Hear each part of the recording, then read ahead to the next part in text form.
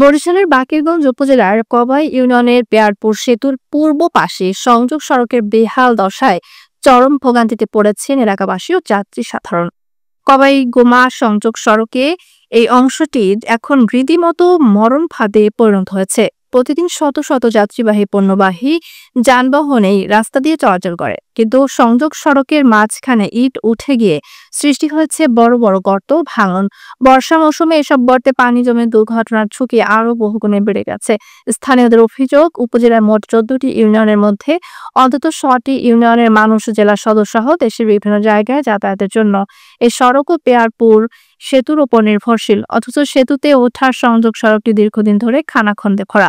সবচেয়ে বেশি দুর্ভোগ পোহাতে হচ্ছে রোগীবাহী যানবাহনকে, বিশেষ করে গর্ভবতী নারীদের হাসপাতালে নেওয়ার সময় অনেক সময় পথে প্রসব বা মৃত্যুর মতো দুঃখজনক পরিস্থিতির সৃষ্টি হয়। রাস্তা ব্যবহারকারী একাধিক চালক এবং স্থানীয় জনসাধারণ জানান, এই সড়কটি দ্রুত সংস্কারের দাবি বহুদিনের। তারা অবিলম্বে যথাযথ কর্তৃপক্ষের কার্যকর হস্তক্ষেপ কামনা করেন। এ বিষয়ে জানতে চাইলে বাকেরগঞ্জ উপজেলার সহকারী প্রকৌশলী মোহাম্মদ হাসনাইন আহমেদ জানান, রাস্তাটি সংস্কারের জন্য খুব শিগগিরই প্রয়োজনীয় ব্যবস্থা নেওয়া হবে।